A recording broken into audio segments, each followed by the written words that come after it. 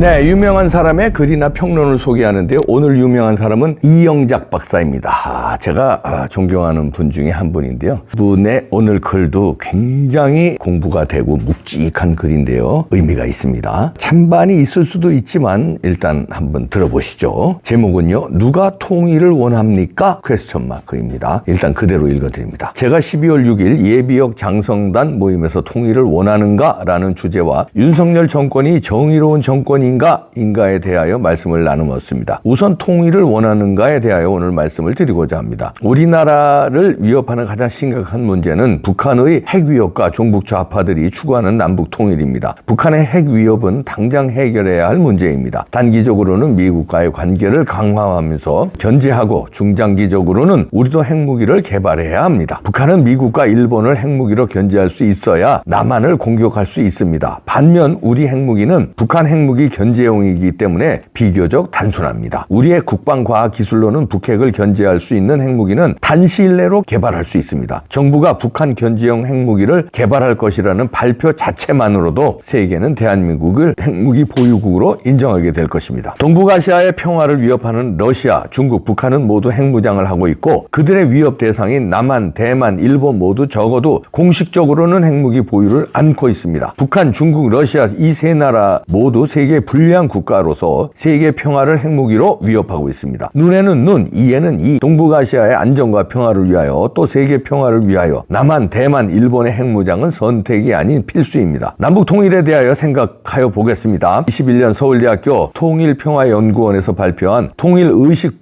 조사에 의하면 통일을 해야 하는 이유는 같은 민족이니까가 45.7%로 가장 중요하게 꼽히고 있습니다. 다음으로는 남북한 전쟁 위협을 없애기 위해가 28.1%로 두 번째 이유입니다. 노태우 정권 이래 남북한 전쟁을 없애기 위하여 남북 통일을 해야 한다는 남북 화해 기조의 정책은 북한의 선전과 종북 좌파들의 속임수의 결과라고 생각합니다. 북한은 김일성의 무력에 의한 북남 통일이라는 유훈을 절대 버리지 못합니다. 박정희 정권 이래 남한은 세계 각국으로 남한의 노동자를 보내어 번 돈으로 경제를 일으켜 세계 10대 경제 강국이 되었지만 북한은 북한 주민의 고통에는 눈을 감은 채 북한의 노동자들의 피와 땀으로 번 돈으로 남한을 공격할 핵무기 개발에만 몰두하여 핵무기를 소유하게 되었고 이제 남한을 그 핵무기로 위협합니다. 이런 상황이니 김일성의 손자 김정은이 무력에 의한 통일의 꿈을 버릴 수 없는 것입니다. 북한의 남침 대책으로 통일을 하자는 말은 북한에 항복하자는 말로만 들립니다. 종북 좌파들의 속임수입니다. 북한은 북남 무력 통일만을 추구하여 남한 주민을 북한 김정은의 노예로 삼는 것을 목표로 하고 있다는 것은 점점 분명하여지는데 전쟁을 피하기 위하여 통일을 하자는 것은 스스로 무덤을 파는 일입니다. 분명한 사실을 과거 좌파 정권은 물론 우파 정권도 말하지 않습니다. 노태우, 김영삼, 이명박, 박근혜조차 남북 화해와 평화 통일만을 추구하여 왔고 결과적으로 국민을 바보로 만들어 남한이 힘에 주도적으로 통일을 이루기 전에는 남북한 간 전쟁 위협은 절대 사라지지 않는다는 것을 국민들의 의식에 심어주어야 할 것입니다. 윤석열 대통령은 과거 우파 대통령 전철을 밟지 않기를 간절히 바랍니다. 같은 민족이니까 라는 이유는 통일을 정당화시킵니까? 이스라엘과 아랍 사람들은 모두 4,000년 전 아브라함의 후손입니다. 아랍인들은 아브라함의 아들 이스마엘의 후손이고 이스라엘 사람들은 이삭의 후손이라고 성경에 기록되어 있습니다. 이스라엘과 지난 지금도 원수지간입니다. 형제간의 사륙이 서슴지 않는 인간 세상에서 단일 민족이기 때문에 통일을 해야 한다는 넌센스는 없습니다. 삼국유사에 의하면 한민족은 단군의 후손입니다. 단군 후손은 신라, 백제, 고구려로 나뉘어 싸웠고 신라가 중국의 힘을 빌어서 단일민족, 한민족의 통일을 이루었습니다. 그러나 이를 다시 살펴보면 신라가 외세인 당의 힘을 빌어 통일을 하고 단일민족의 통일이라는 명분을 부여한 것이라는 생각을 금할 수 한민족은 단일민족이 아닙니다. 더욱이 신라 삼국 통일로 한반도의 비극은 시작되었습니다. 한국에서 가장 큰 시족이 김해 김씨이고 전주 이씨입니다. 김해 김씨는 인도공주 김해 허씨의 후손이고 전주 이씨는 당태종 이세민의 후손 이한이 통일신라 당시 전주로 이주하여 전주 이씨가 시작되었다고 합니다. 한민족은 단일민족이 아니라는 증거는 흘러넘칩니다. 성경 속의 아담과 이브의 큰아들 카인은 동생 아벨을 질투하여 죽입니다. 아브라함의 두 아들은 4,000년간 싸우고 있습니다. 남북 남북한은 단일 민족도 아니고 남한은 생활 습관과 언어를 공유하는 남한 주민의 국가일 뿐입니다. 한민족이 단일 민족이라는 주장은 히틀러의 나치 인종주의만큼 위험할 수 있습니다. 우리가 단일 민족이기 때문에 통일되어야 한다는 것은 통일 지상주의자들이 만들어낸 허상입니다. 통일 신라의 주장의 재판입니다. 종북 좌파들의 술수입니다. 같은 민족이니까 라는 이유와 남북한 전쟁 위협을 없애기 위해 라는 허구라는 사실을 분명히 깨달아야 합니다. 그럼에도 불구하고 통일을 해야 할까요? 간단한 답은 통일을 하면 안 됩니다. 역사가 증명합니다. 고구려 신라 백제로 나뉘어 있던 삼국 당시 중국은 고구려를 이기지 못하였고 신라와 백제는 일본과 갈등과 화해의 관계를 유지하며 일본에게는 문화 선진국이었습니다. 그러나 통일 신라는 당나라를 종주국으로 삼아야 해 고려 조선은 중국의 실질적 속국이 되어 사대주의 국가로 전락하여 지난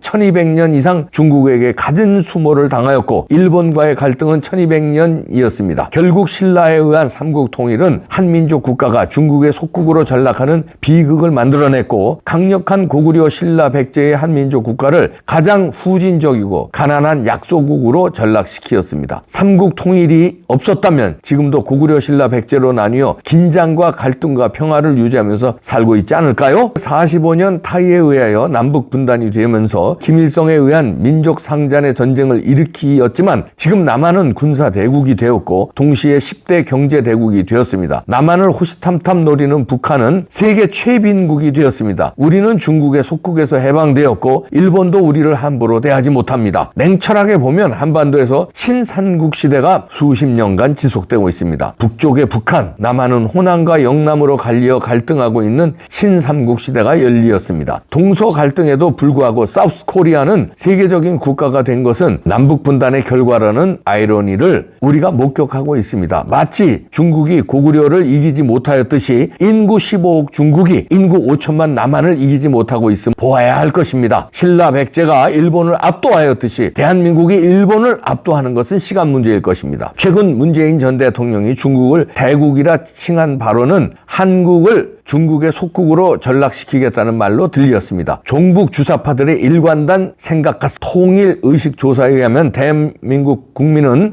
남북한의 현 체제 유지를 다수 국민이 지지합니다. 다시 말하자면 남북한이 따로 살자는 것입니다. 종북 좌파들만 이런 국민 의식을 외면하는 것 같습니다. 한국이 계속해서 잘 사는 나라로 발전하려면 방법은 단순합니다. 하루속히 핵무장을 하여 북한의 핵 위협에서 해방되어야 할 것입니다. 동시에 강력한 국방력을 유지하여 중국으로부터 자주 독립을 지키고 세계 시장으로 진출하는 것입니다. 남북 통일은 새로운 약소국 고려 조선의 재탄생을 부를 수 있습니다. 한민족은 단일 민족이 아니라는 점도 확실하게 해야 할 것입니다. 남한 국민의 대다수는 통일을 반대합니다. 윤석열 대통령에게 묻습니다. 누가 통일을 원합니까? 이렇게 이영작 박사가 일갈하셨는데요. 몇 가지 이제 논란에 있습니다. 저는 이 상당 부분 동의합니다. 참고로 먼저 말씀드리고요. 논란의 소지는 첫째, 우리가 단일 민족이 아니라는 이제 이영작 박사의 근거, 저는 이제 동의하는데 이걸 가지고 이제 시비를 거는 사람들은 우파에서도 것 같습니다. 우리가 단일 민족이지 왜 이렇게 우리 민족을 스스로 폄훼하느냐, 이렇게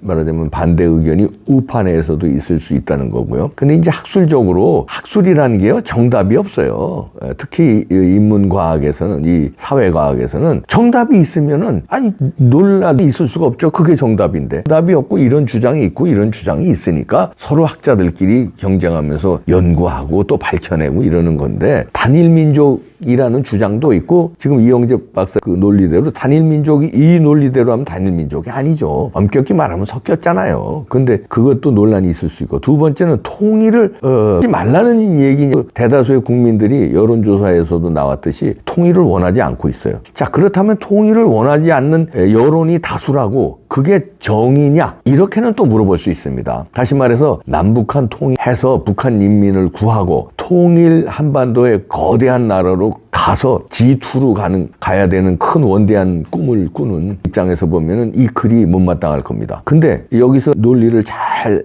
해주셨잖아요. 통일신라 시대에 우리가 약소국이고 차라리 나눠져 있을 때 강했다. 고구려가 중국을 그냥 호령했잖아요. 나눠져 있을 때. 근데 통일을 한 다음에 약소국이 돼 중국의 속국처럼 됐었잖아요.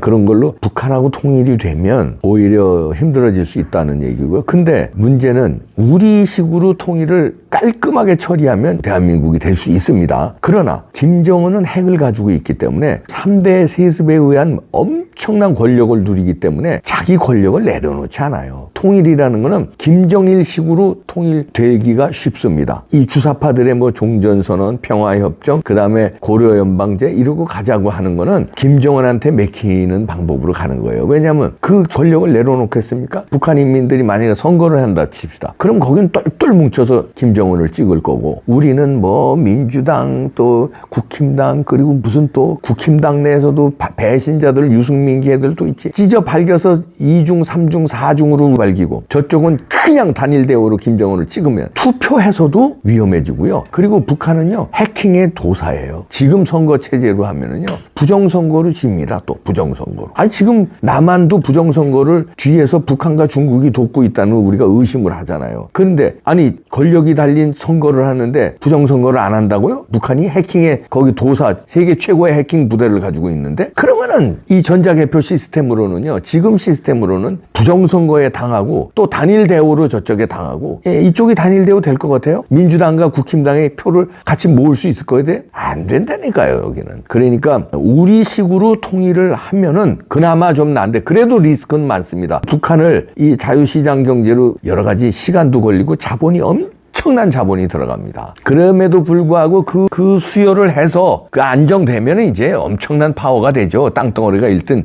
2배 이상 되고 인구가 2배 되고 이러면은 하드 파워 면에서 강력한 나라가 되는 거는 분명하지만, 그 유혹에 빠져서 허우적거리다가 약소 국가로 전락될 수도 있고 김정은한테 맥힐 수 있는 위험이 있다. 그러니 안전하게 지금의 세계 10대 강국, 여기서 더 발전하면 우리가 투두 얘기하는 분들이 많아요. 전광훈 목사 같은 경우는 3년 내에 자유통일로 가서 G2로 간다. 그것도 이제 맞는 말인데, 이영작 박사의 분석과 전광훈 목사의 그 말하자면 그 꿈은 다를 수 있죠. 이영작 박사는 실리적으로, 역사에 기반한 실리적으로 판단한 거고, 전광훈 목사는 원대한 꿈, 선지자답게 원대한 꿈, 자유통일로 가면은 G2가 될 수 있다는 원대한 꿈이고, 주사파를 척결할 수 있고 여러 가지 다른 갈등을 해결할 수 있다. 김정은을 무너뜨려야 된다. 그건 전광훈 목사의 또 원대한 꿈도 맞습니다. 그러나 이제 방법적인 면에서 조금 이렇게 다를 수 있다는 거고. 그런데 윤석열 대통령도 뭐 그 원대한 꿈, 전광훈 목사님하고 좀 비슷한 꿈을 꾸는 것 같아요. 자유통일로. 담대한 구상이 아마 그런 게 숨어져 있지 않느냐. 그런데 그거에 이영작 박사는 실리적인 던지는 겁니다. 역사적인 그 해석과 함께 통일을 누가 원하느냐 이러면서 하나 던진 겁니다. 생각은 다를 수 있는데 저는 복잡합니다. 전광훈 목사나 윤석열 대통령의 원대한 꿈도 이렇게 가슴 벅차게 받아들이면 실리적인 면에 이영작 박사의 분석도 일리가 있습니다. 그래서 사회과학이 어려운 거고요. 정답이 없는 거예요. 사회과학. 자연과학은 정답이 딱 나오잖아요. 1 더하기 1은 2잖아요. 사회과학은요 1 더하기 1이 2도 되고 3도 될 수도 있고 빵도 있어요. 그래서 어려운 겁니다. 다 복잡하네요. 그러나 핵은 우리가 가질 필요가 있네요. 통일이 되든 통일이 안 되고 우리끼리만 저들의 핵 위협에서 벗어나고 중국에 하지 않으려면 우리가 핵 가지고 있는 건 한번 생각해 볼 일입니다. 대한민국 화이팅!